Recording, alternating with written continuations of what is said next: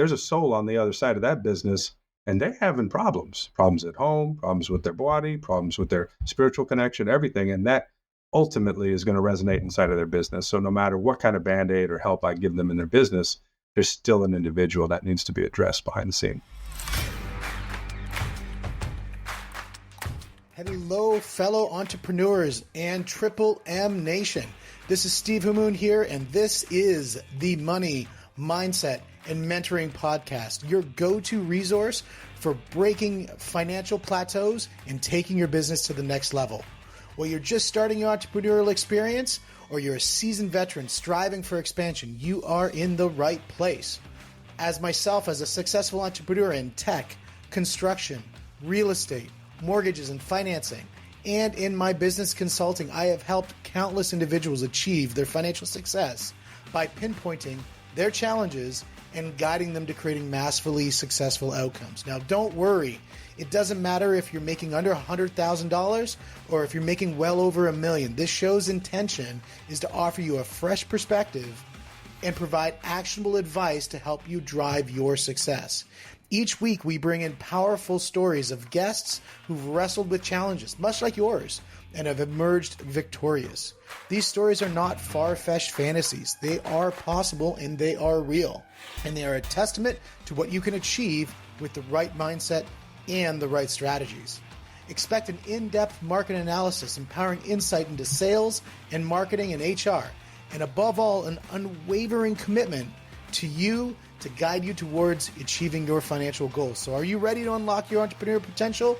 Join me every week on all the major platforms. Welcome to the Money, Mindset, and Mentoring Podcast, where success isn't just a dream, it's a journey we will embark on together.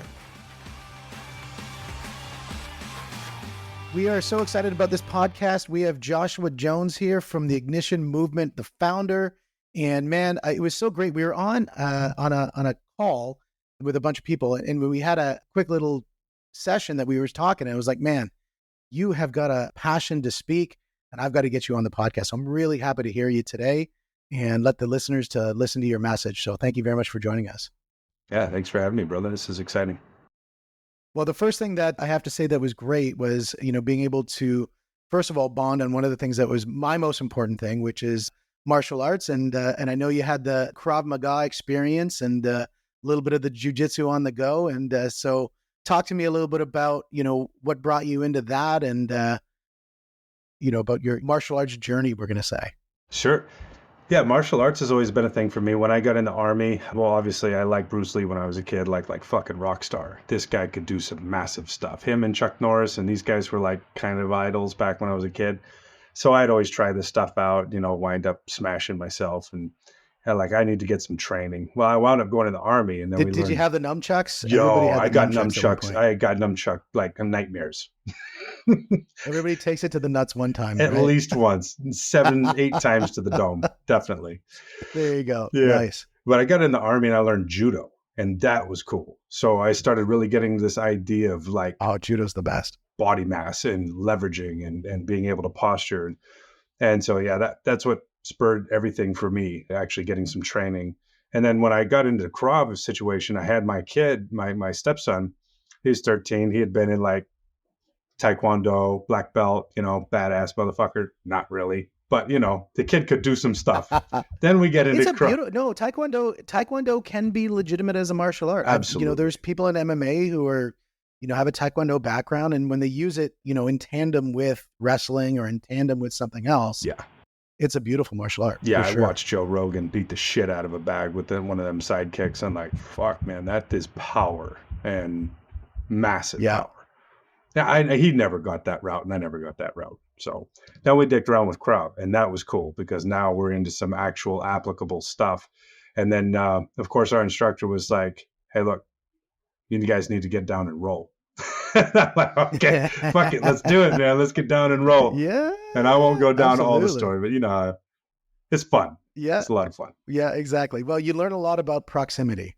Definitely. Is one of those things, right? And proximity, it's funny, but that's one reason my wife won't train jiu-jitsu is she says it's way too much proximity violations. Right. Absolutely. The thing I love about jiu-jitsu, though, is that, from a competitive standpoint, you can go full tilt and one quick tap or one quick verbal statement and it's all done and you reset and you go again. Absolutely. And so you can have maximum violence with maximum control. And that's what I think is so beautiful about jiu-jitsu. Absolutely. Yeah, a lot of the men's movements right now are all about the capacity for violence and the ability to actually moderate that, and self-control is kind of universal concept of like you got your shit together. So I love that. Yeah, great aspect. I couldn't agree more. And the thing is, it's like, for example, I own a mortgage brokerage and I run a consulting business.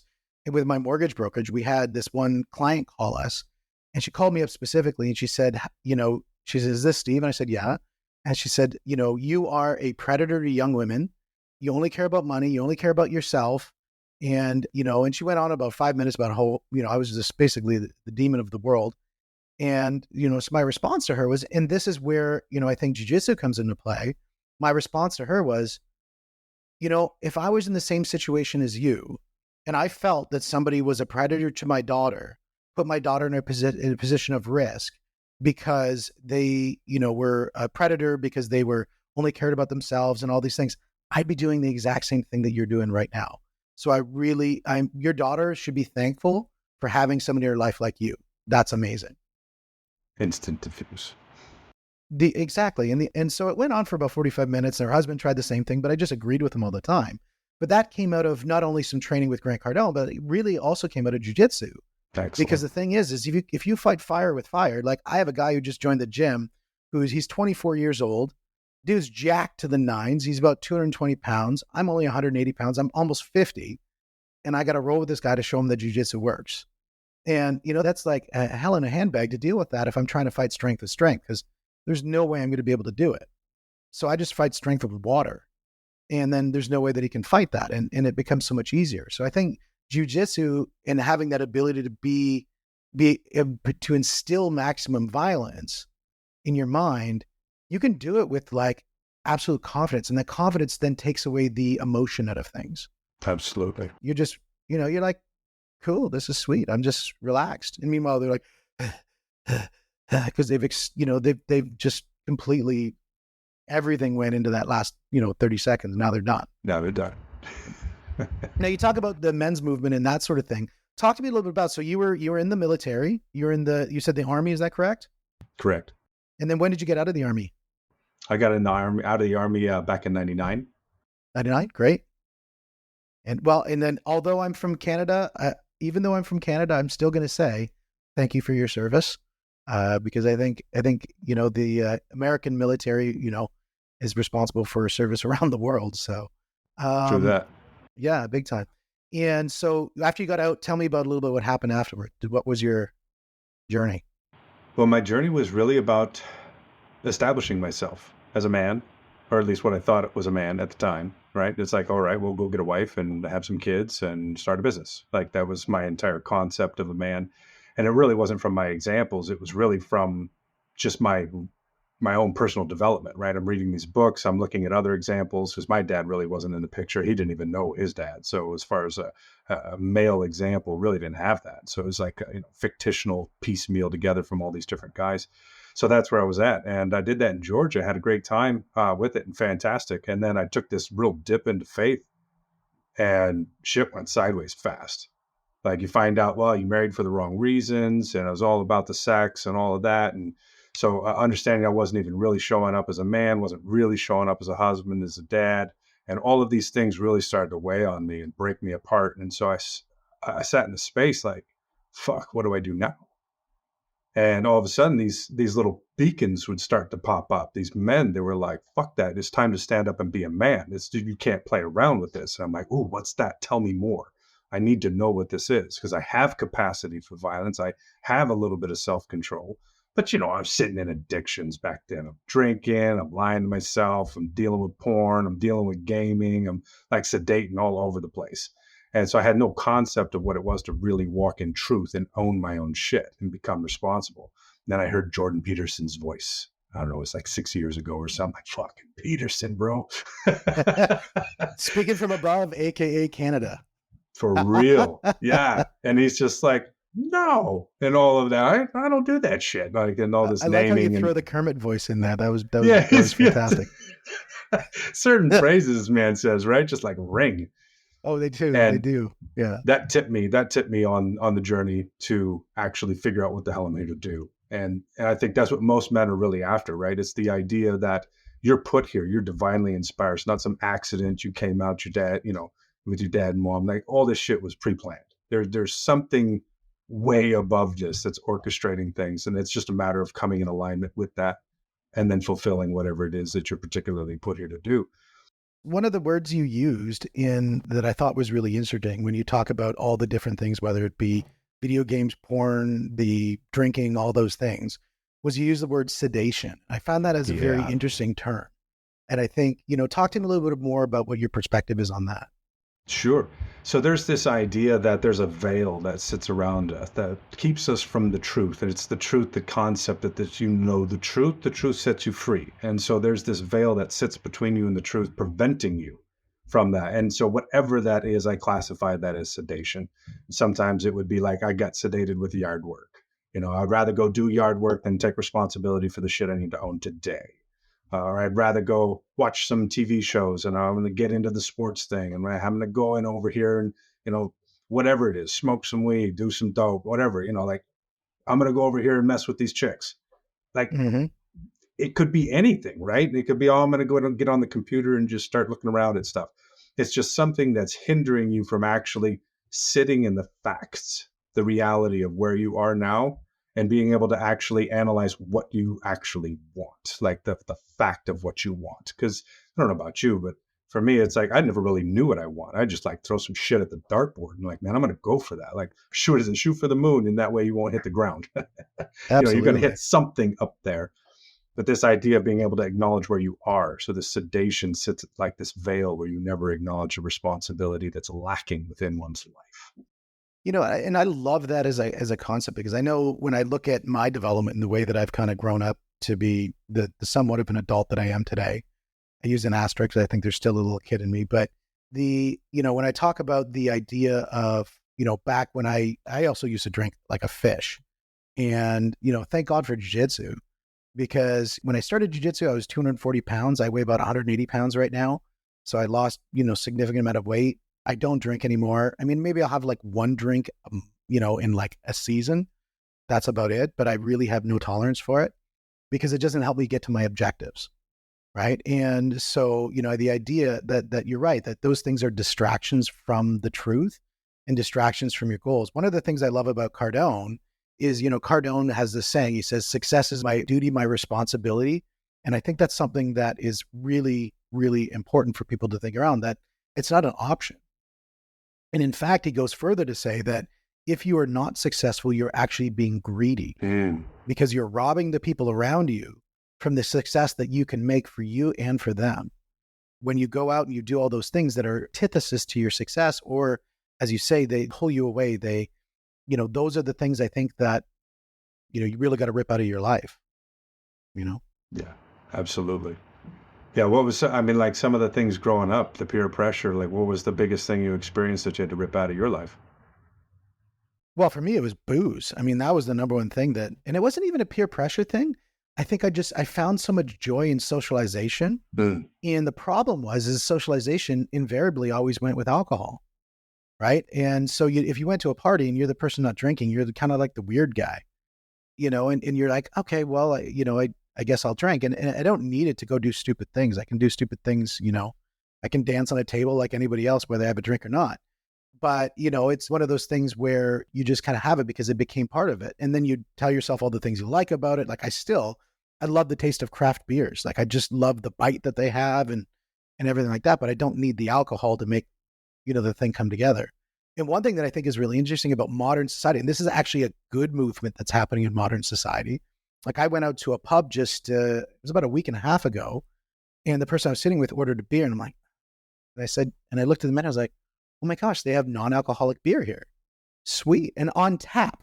Wow. So you're like, oh, I can get non-alcoholic beer. This is fantastic. And so to me, it's like, then I can have the flavor. I mean, it's still going to get the calories. I'm not so happy about that, but I don't need to have all the other impacts that alcohol brings. So, I think that was probably one of the biggest things to take out of my life was that. And I'm so happy about that. It's awesome, brother. The other one I think is a really good one is video games, right? I think video games, I lost a lot of friends to, do you remember when Warcraft came out? Warcraft was the killer of so many friendships and so many relationships because it was so pervasive, and people would just, they had their addiction factor just dialed up to 100. And so, I mean, I played that for a while, and then I kind of realized hunting boars is just, to get your +5 sword or whatever the stupid thing you're trying to get, your purple armor. And then next week they're like, now purple armor's not cool. You got to get the red armor or whatever. And you're like, oh my God, I got to hunt more boars. And so, just the perpetual nature of mediocrity in that game was something that ebbed at me. And I was able to break away from that one pretty quick, but I had a lot of friends who, I mean, they lost their businesses, they lost their girlfriends, they lost so much to those kind of environments. Yeah, absolutely. It's not a very fun thing to see in the backside of that. So when you came out and you're like, okay, this sounds really cool, and you've got your mindset fixed, talking about Jordan Peterson. We also talked about, I think it was the Warrior movement, I think, that you're a part of. Talk to me a little bit about that. Yeah, Wakeup Warrior was big for me. I have this deep inside of me, this alpha male that wants to come out because I'm also a yellow type personality and I have a people mastery skill and I have this communication gift. It all just resonated with me. I saw this guy on the stage. I think it was the ClickFunnels funnel hacker, Yep. funnel hacker live. And it was fantastic. Like he just got up there and he just like poured his shit out. And I was like, oh, that's me. I'm like, dude, I tell on myself all the time. I talk to these younger guys. I'm like, listen, let me tell you a story, brother. And all of a sudden they're like, dude, that's where I'm at. So that exact thing happened to me. And it was cool because I'm like, this is what I'm doing is I'm in this process of waking up. I was in my second marriage, 8 years into it. I had no idea that like my wife was getting ready to leave me. And so give you a little context to this. At the turn of last year, from Thanksgiving to Christmas, I wind up doing a 30-day fast. And I come up with some religious background reasoning for that in the last 23 years of my growth spiritually. But I came to this place where I'm like, I need to fucking change, or God, you need to take me out of here because clearly I'm not getting this shit done. Like, I need to know what it is I need to do. And so at the turn of the year, I got this like flip, and all of a sudden this operating system is here. He's like, you're a fucking liar. And then I hear this guy from the stage say, you're a fucking liar because I'm a fucking liar. I'm like, whoa, dude, that's it. I'm a liar. And all of a sudden shit started to crumble. And I'm like, okay, this is the process of waking up. Like, you wipe your eyes, you get all the junk out of your eyes, you blink. It's like, fuck, give me some water. Like, this is the process of waking up. And then I begin to understand, like, the reason I could never achieve that trajectory, like he points out, like, you need a map. You need to know where the fuck you're at. And then when you know where you're at, you can look up and go, okay, well, that's where I want to go. Just like when you're sitting there prone, right? You have a position, just like BJJ. You got to know the position you're in and what your capability is from there. And then you know what your objective is. You have to know where you are in order to even plot your objective. Yeah, and I think you hit something really important in saying that you have to have a map. I think, yeah, in the military or in jiu-jitsu or anything, that people will always operate on their lowest form of training, right? And if you don't train and you don't have that plan that has a plan A, plan B, plan C, you don't have option A, option B, that kind of thing built into your map, you're going to fall to pieces. And I think, that is something that is extremely important in martial arts, in relationships, and in business. Absolutely. Mission critical, in fact. Yeah, that's one of the beauties of being and the irony of it, of course, coming from the military background. Like, dude, I know this shit. Like, why I've been doing it. And that was part of this wake up process that took place.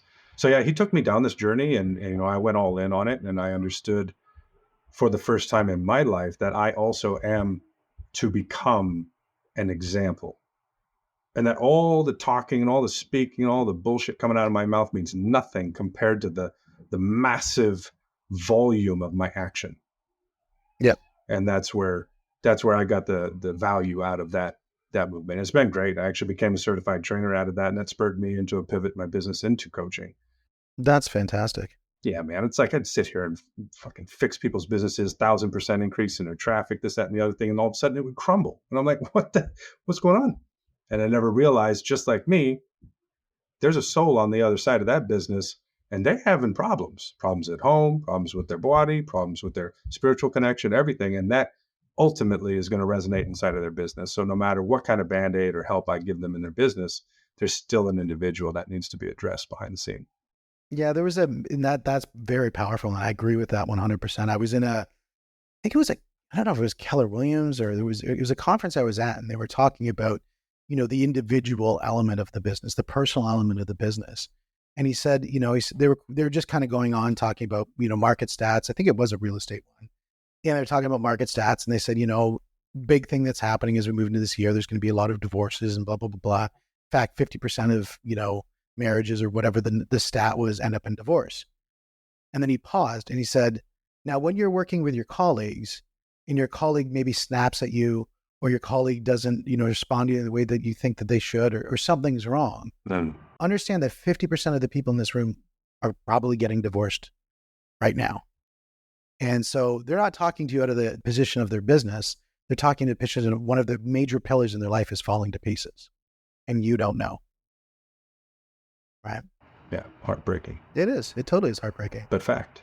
Yeah, absolutely. Actually, we're running an event in November coming up that's all about, it's the 10X movement, and it's specifically around the 10X movement surrounding families, talking about, because I think the family's been under attack. Mm-hmm. It's been under attack for years and years. I think since you got to the dual income requirement to actually live in this world, that was the first breakdown of the family. And then every year there's something that ticks away at breaking at the family unit. And I think building up the power of the family unit is one of those critical things that I think is so imperative. And it sounds like that's one of the big elements of your movement as well. Yeah. Actually, the fact that you say it that way resonates with me so hard, because I sat in a space in Florida before we moved to Tennessee here. And, I was having this spiritual moment with God.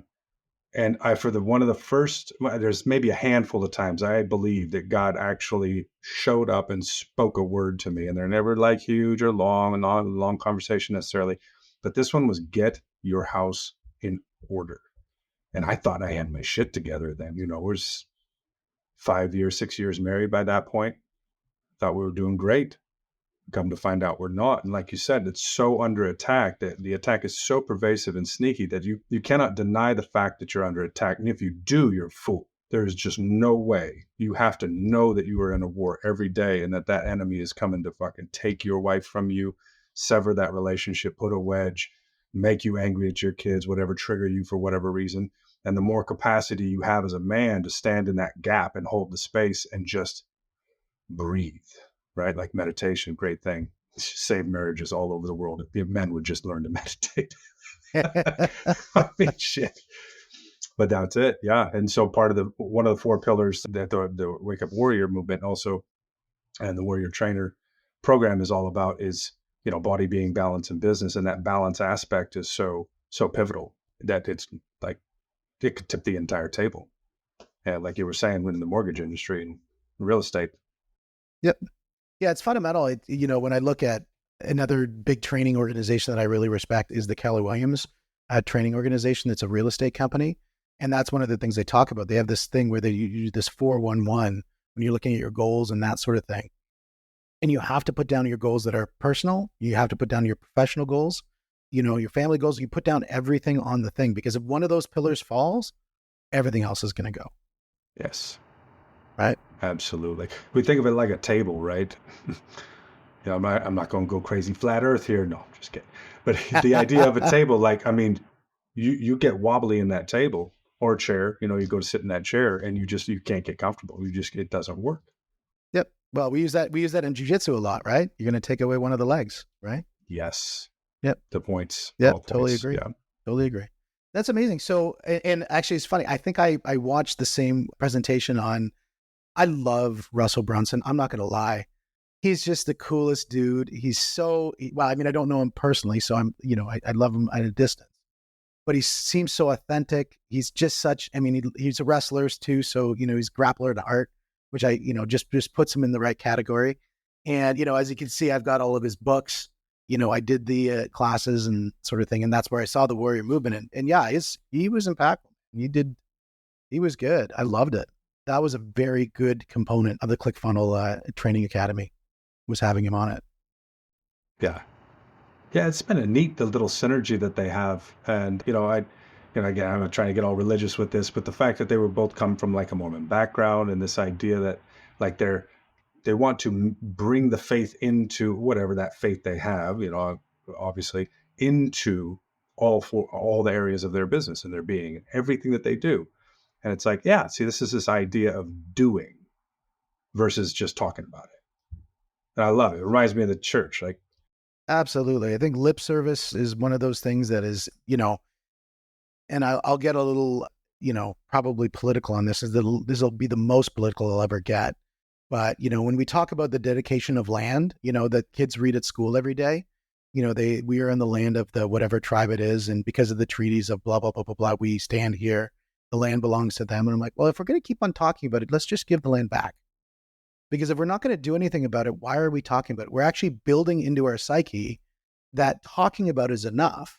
Like there was a Louis C.K., and he's a very polarizing comedian, but he had this one, a bit that was on, he's on a plane, right? And he because he's making some good money, he sits in first class, right? And he looks back and he sees the Marine who's sitting back in coach. He's, man, like I should really give my seat to this guy. This guy's given so much to the country. I should really give my seat to him. And then he pauses, and obviously he's a comedian. But I'm not going to, right? Because I still want to sit in first class. But because I thought about it, that makes me feel good, right? Because I went through the thought process of that I was going to give. I'm not going to, but because I went through the thought process. And I think, that sort of lack of follow-up with action, is sort of starting to being built in the DNA of the modern person, that they can give lip service to something, or they can donate to some charity and then that's enough or whatever. Or they'll run their little marathon to support, whatever, breast cancer, but they're not going to take a step further to do something more involving. That, I think, is a big thing that needs to change, as people look, because there was a great saying that it said, people fall in love with the plan, but they despise the execution of it. oh, yes. Right. And I think it was Chris Williamson who actually then said the second half of that one, which went something along the lines of, the magic that you're looking for is in the work that you're not doing. Yeah. Right. And I was just like, man, I love that quote from him so much. I had to look it up, and that's where I got the first half. And I was like, I think he should have said both of them together because it's packaged so well. But, right. I'm not, far be it for me to tell him how to do his job. He does a great job. So. Absolutely. Well, that's the beauty, right? Is all this intellectual property goes out there, and it's the ones that add the value, and they're not trying to copyright things, right? So you can take and mash up together and piecemeal everything together for each situation. Every situation is unique. Everybody's got different experiences. Yep. Like one for me that resonated was be the change you want to see, right? Like, well, child, I want you to be quiet. How about you be quiet? Ooh, shit. Okay. Hey, woman, I'd like you to be a little more obedient. Oh, why don't you be more obedient? I'm like, oh, fuck. and like all of a sudden, there's a moment to pause and be like, and that's why Two Posts has actually become the example as we pivoted the business this year. It's like, no, this isn't about just helping other people. This is about you actually becoming the example. Because if you can do that, all these actions that you are taking are going to just speak volumes above everything else. Then people are going to be like, hey, how'd you do that? Now, all of a sudden, your word is a seed that's planted inside of some fallow ground that can actually come and bring forth some fruit. And that's an interesting statement, because that's something that I always wonder about when it comes to coaching and when it comes to leadership. And I think there's like, to be the example, you've got to be able to show the example, even if it's through a different lens. What I mean by that is one of my favorite coaches out there is John Danaher, right? So he's the coach for jiu-jitsu. He coached George St. Pierre, who's one of the greatest of all times in MMA. He coaches Gordon Ryan, who's the best jiu-jitsu player on the planet. And I'm not saying that John Danaher is not good at jiu-jitsu, but there's many people who are, A minus B level jiu-jitsu that if in a tournament, they would beat the hell out of John Danaher because he's got some fit mobility issues and he's older and that sort of thing. But what he said is, and he said it very well, is he said, the athlete's job is to be so self-absorbed into their own ability to perform that they have no room for other people. Because if you want to become the top of 1% of the 1%, you have to hit that as a goal.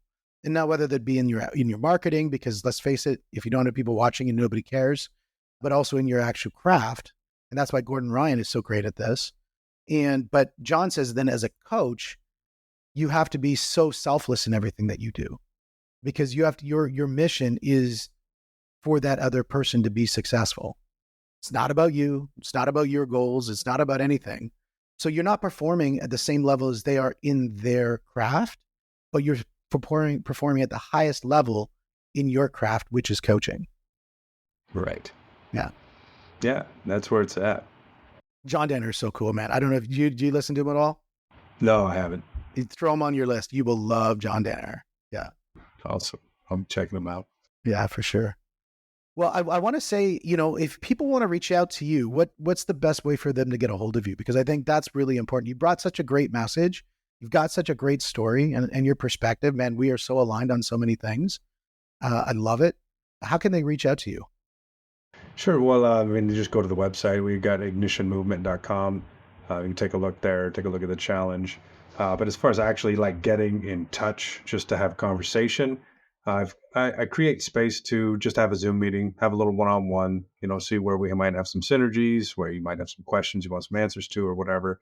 And you can go to twopostllc.com/Zoom and find something that fits for your calendar. And is it TWO or do you spell it differently?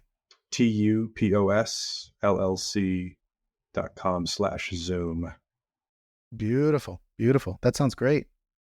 Awesome, man. And you talked about a challenge. What is this challenge? Just to, that's the last thing that sort of piqued my interest there. I mean, not that there's other things we can talk about, but you threw that in. I want to flush that out. I appreciate that. Yeah, this is pretty cool because this is where everything starts for me. I was, when God was dealing with me about this pivot, it was like, what do you really want? And I'm like, well, I'm not after the money, I'm after the impact. He said, good, do it this way. And so he showed me this funnel, and this top level of the funnel is a challenge.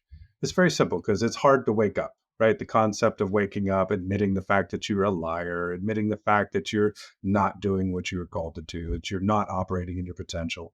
Like, these are hard pills to swallow. So I issue the challenge. It gives men a 30-day window where they can come in. We have weekly calls. They'll have access to the tools and the Warrior system and all of that to be able to come together, and they'll get real good on-demand training with live training as well. And we'll basically walk them through that process and give them the space. So they're going to be able to operate inside of 30 days, get 30 days of coaching emails, get all of this stuff wrapped up in a nice bow for $297 US. That's fantastic. Is the coaching at 4:45 in the morning? No, it's not at 4:45 in the morning, but it should be. No. Right now we're in North America, so thankfully I'm actually doing it midday right now. So it's Mondays, middays is the challenge coaching. Nice. But there's on-demand coaching you can pick up in the morning and get after it. And of course, emails anytime. Yeah. So if they'll do the minimum work and they don't see massive improvement in their life, I tell them to take their money back. I don't care. I don't want you to move forward with me. That's it. But you'll have the opportunity to come in here and actually take a run at this and this waking up process. And then we go on further from there. That's amazing. I love it. I love it. That's so huge. I love when people can actually commit and just get on it. Yes. That is so huge for me. We've seen it so many times in businesses that we've coached. I've seen it so many times in jiu-jitsu where, we had one person who lost I think it was 80 pounds, in less than a year, 80 pounds. And just the you could see in his face, you could see it in his persona, you could see in everything, his confidence, everything just shifting. And that was just so, so incredible to see. So incredible to see. So, the idea of impact, I think, is really important. One of the things that, I talk about, because people always talk about money in sort of a negative, they talk about impact. I'm like, the best way to create the biggest impact is financially. And the reason why, if you don't have any financial inertia behind you, your level of impact is going to be smaller. Like if I said, for example, to somebody, hey, why don't you take your whole family, your grandma, your parents, your nephews, everybody, and just go on holidays, pay for everything so they don't have to, right? Mm-hmm. And you can create that kind of impact in your family. Imagine what you could do if you had even more resources. What kind of impact? You could build a school somewhere. You could build a program for something. So, that money is not a problem. Money is a tool. And money is only used, it can be used for horrible things, or it could be used for absolutely beautiful things. And that's up to the user to figure that one out. Absolutely. Yeah, that's a horrible stigma growing up with this idea that money's horrible and bad, and anybody that has it's like the devil, and like this is just crazy shit. Yeah, that had to be, I had to actually purge that out of my mind. because that was something we were taught when we were younger too, that, it's be happy with what you have. Money is the root of all evil, that sort of thing. And purging that out was the best thing I've ever done. Yeah. Yeah. Well, man, Joshua, it was so incredible to chat with you. And you guys, everybody go to ignitionmovement.com, get your challenge started. I think that's a fantastic start to kind of get your mindset right and get on top of those things that are holding you back. So really appreciate you on the podcast today, and look forward to chatting with you again sometime soon. Yeah, thank you, brother. Appreciate you. Maybe we'll get a roll in. Yeah, virtual roll at least. No. No, man, I'll come down to you. Oh, you come on, Dad. I got this. All right, love you, brother. Kick ass. Hey, man, likewise. And Triple M Nation, that is a wrap for this week's episode of the Money, Mindset, and Mentoring Podcast. This is your host, Steve Hamoen, reminding you that success is not just a destination, but a journey that we take together. I hope our discussions today have sparked ideas, challenged your thinking, and ultimately equipped you with strategies for financial and entrepreneurial growth. Remember, every challenge is a stepping stone towards your goals, and every victory brings you closer to your vision. Let's continue to learn, evolve, and reach for the stars together. Stay tuned for next week's episode, packed with more inspiring stories and insightful discussions. If you found value in our time together today, don't forget to subscribe, share, and review us on your favorite podcast platform. Until then, keep fostering that growth mindset, keep leveraging money as a tool for your expansion, and never stop believing in the power of your dreams. This is Steve Hamoen signing off. See you next time, Triple M Nation, on the Money, Mindset, and Mentoring Podcast.